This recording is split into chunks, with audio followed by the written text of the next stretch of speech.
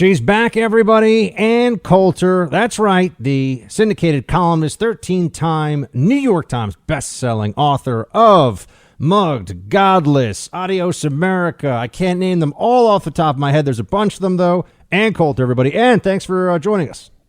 Absolutely. Anytime, Buck Sexton. So here's my thought. And there are two crises going on. You write about one of them this week in your column, but there are two crises going on that the media just flatly doesn't want to touch very much. And one is the border, which is a total mess, the worst it's ever been. And very little in the media drumbeat on this one is non-existent.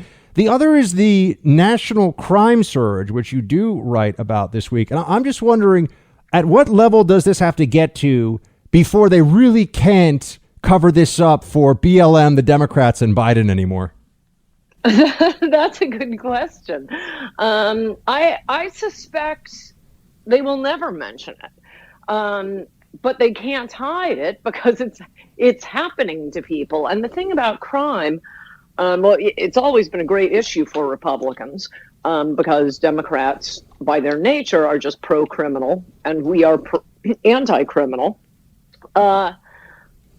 But we lost it as an issue after Giuliani was elected, and then well before that, Reagan and Bush building prisons, appointing judges who were not releasing criminals, and attorney generals who were not releasing criminals. And so, unfortunately, whenever Republicans win, they lose an issue, at least if they keep their promises. And a lot of Republicans finally did it. It built for decades. So it's a great issue. It's very, very bad for the country. I mean, as you and I are speaking right now, there are people who are alive who will not be alive next year, the year after, the year after. They'll be horribly maimed. They'll be traumatized by rape. The crime rate is going up astronomically. As I mentioned in the column, well, I'll flesh it out a little more here. After Ferguson and the media and all cultural institutions telling Black people that they're horribly oppressed, especially by police, and policing comes from chasing slave patrols. Footnote, not true. Yeah, I always wonder just why they get away with that, because that's not true. But anyway, keep going. Yeah, we'll get back to that. Keep that footnote alive. After Ferguson, Michael Brown, Big Mike, hands up, don't shoot, and that was sort of the beginning, at least in a big way. Or at first, it came to, I think, most people's attention, of Black Lives Matter. From 2014, when the Ferguson shooting happened, to 2015. Violent crime, murders went up a little more than 12%, the greatest year-to-year increase since 1968, when it was only slightly higher, the increase. It was like 12.2 versus 12.7, something like that. The next year, 2015 to 2016, it went up again. Then it kind of leveled out, perhaps it was, Trump coming in and appointing his judges who were not probably going to be releasing criminals. Okay, so consider those are the two biggest crime increases. Last year, May 25th, the sainthood of George Floyd and the Derek Chauvin, that was Black Lives Matter exploding like never before, riots all over the country. Just in 2020, from 2019 to 2020, the gun murder rate increased 31%. That is the most. That isn't even a full year of 2020.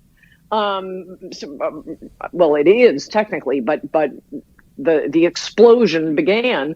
It was a week or two after. Yeah, it was May, June of 2020. We can all see this. I've looked at these statistics. For everyone who's wondering, it wasn't during the lockdown in March and the first couple of weeks when all the shootings were happening. That's actually not how it went. No, not at all. No. It started about it. Well, I don't know. It was about a week after the sainthood martyrdom of George Floyd.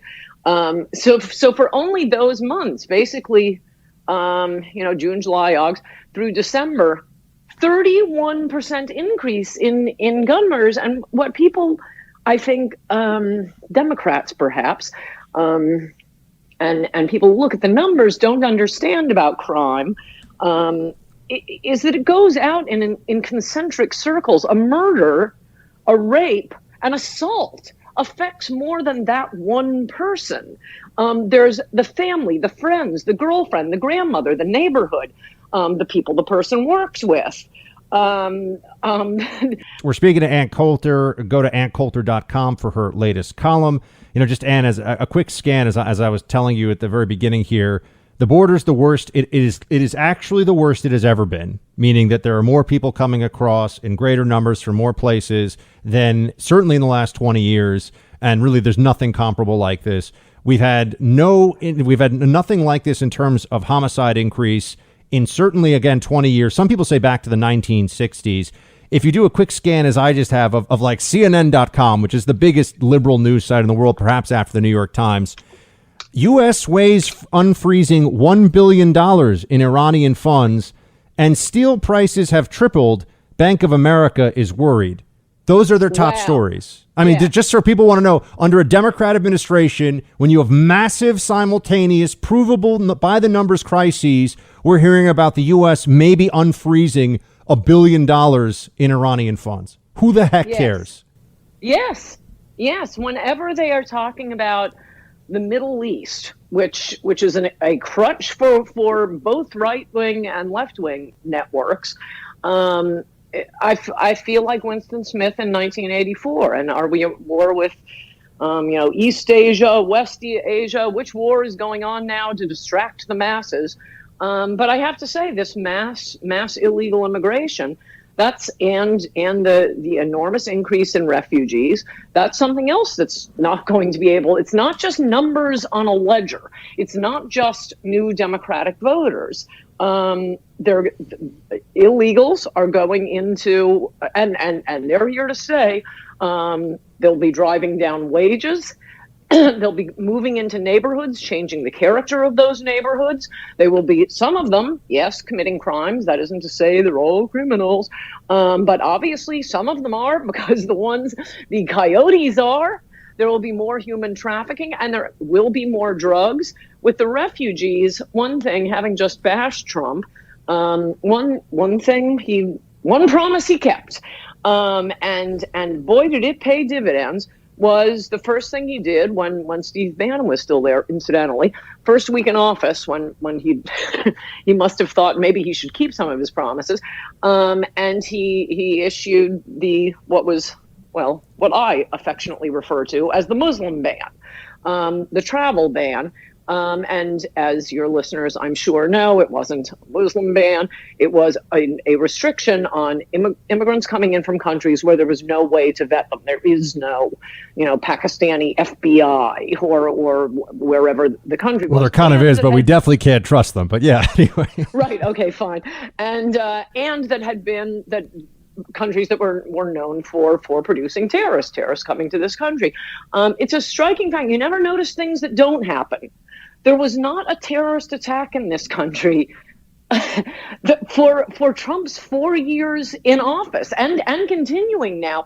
Okay, that doesn't. Oh, so what, Ann? From 9/11 up until Trump came into office, there were pretty big terrorist attacks rather frequently. There was the Pulse nightclub, there was the Boston Marathon, there was Fort Hood, there was San Bernardino. That was just under Obama. Yes, it and was. There are others I'm not thinking of. I ended up working some of those cases, Ann, and there were a lot of other ones, by the way, that were close to actually happening that people don't even really know about. But keep going. So that is something that is the wild open borders, and we're not going to vet anyone. Oh, and to the extent, COVID is a continuing problem. As we know, the illegals pouring in across the border aren't being checked for COVID. So we're going to have a bigger problem getting that under control. These are all things that aren't just numbers of people coming across. There is a reason that a ridiculous creature like Donald Trump was elected president by promising to build a wall, crack down on illegal immigration, put America first, crack down on legal immigration. That drives wages down every bit as much as illegal immigration does. It's great for the rich. It's rotten for the working class. Their wages haven't gone up in 30, 40 years. And the donor class, the rich people, no, bring them in, bring them in. We want to pay our workers even less.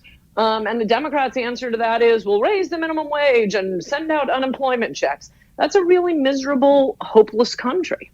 Ann Coulter, everybody, AnnCoulter.com for her latest column. Ms. Coulter, always a pleasure. Talk to you soon. Good to talk to you, Buck. Bye-bye.